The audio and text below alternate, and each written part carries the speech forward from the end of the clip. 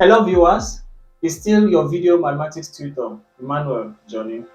In this video, I'll be teaching us a very interesting topic in mathematics called quadratic equation.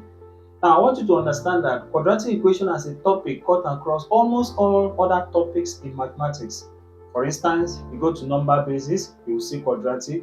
You go to trigonometry, you see quadratic. Even in geometry.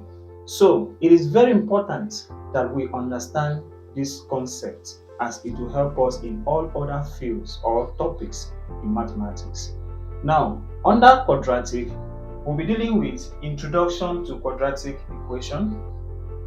We'll look at the methods of solving quadratic equation. Now, basically, there are four methods: factorization method, completing the squares method, formula method, and graphical method. Then we'll look at sum and product of roots. We'll look at types of roots of quadratic equation. Then we'll round it up with curves of a quadratic function. So, sit tight as I take you through sequentially. Mathematics tutorial with Emma Johnny. Welcome back.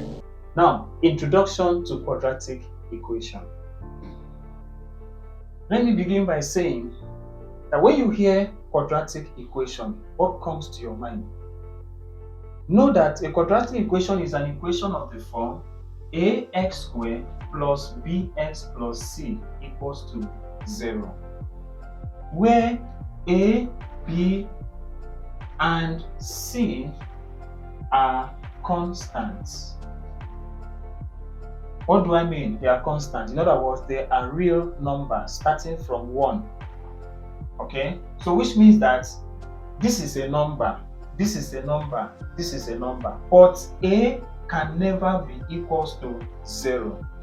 If a is equals to 0, for instance, that means that this will disappear because 0 times x squared will make this place to disappear, and it will take you back to linear equation.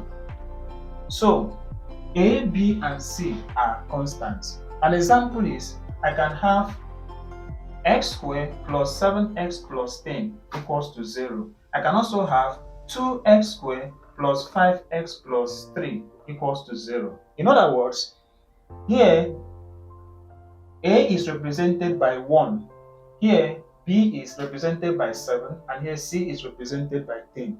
Here a is represented by 2, here it is 5, and c is 3.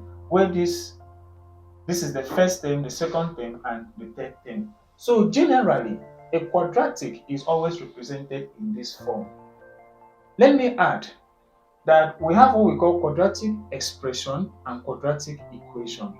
For instance, if I have ax squared plus bx plus c, this is a quadratic expression. What makes it an expression is because it has no equality sign. This is an equation because it has an equality sign. In quadratic expression, you will not be asked to find the values of x, but in quadratic equation, you'll be asked to find the values of x. In quadratic expression, all you do is to factorize, whereas in quadratic equation, you solve for values of x, and the values of x must always be 2 because it is power 2. And those values has a name, and the name given to those values are the roots of the equation.